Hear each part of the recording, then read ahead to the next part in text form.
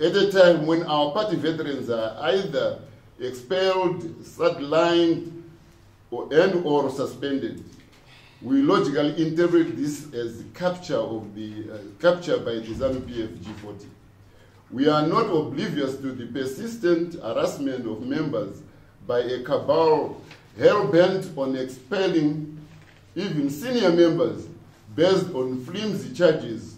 We should stand the test of scrutiny and thorough investigation in a party with structures created to do so, and hence face a relevant disciplinary committee should they be accused of any misdemeanor.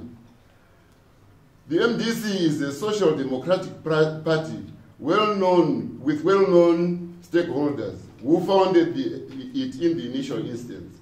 We cannot ignore the current deliberate movement away from its founding stakeholders. The ZCTU is a case in point. To fail to adequately consult such organizations and integrating them into the decision-making structures of the party is myopia of epic proportions. We should not be condoned by anybody who espouses the ethos of our founding principles. Accordingly, we see that the leadership of the MDC is losing direction and focus in their drunken drive for political aggrandizement.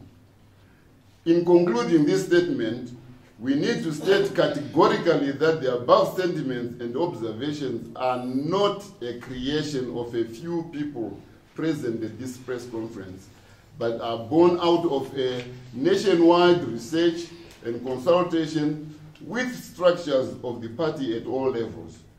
The people out there are very conscious of their needs and are capable of articulating their wishes and aspirations. They may not speak openly because they have been traumatized by Zanu-PF and now also the very party they formed and support.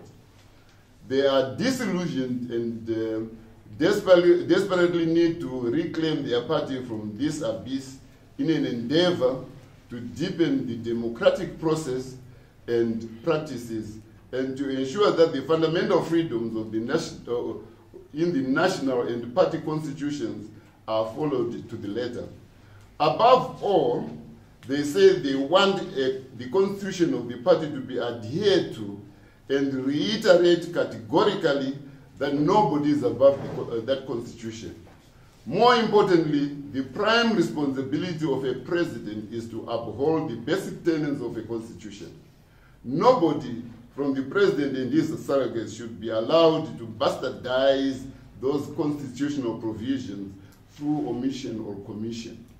In other words, the current levels of dictatorial tendencies creeping into the management of the MDC should be stopped forthwith.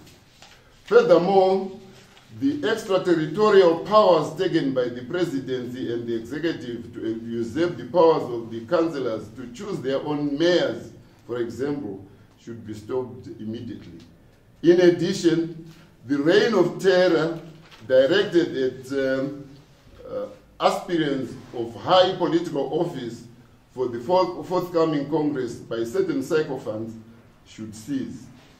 Finally, the fundamental right of members of this party to choose their own leaders and to stand to be elected for any party position should be respected without negotiation.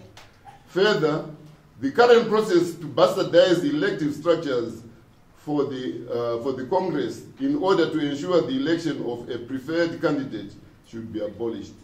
In any event, the constitution of the party is very clear on the timetable for any Congress, especially after the passing on of an incumbent president.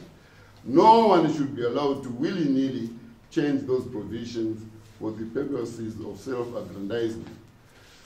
We stand resolutely for the implementation of basic principles and provisions of our Constitution and will not rest until the party is managed in a way consistent with its founding principles, objectives, and targets. I thank you.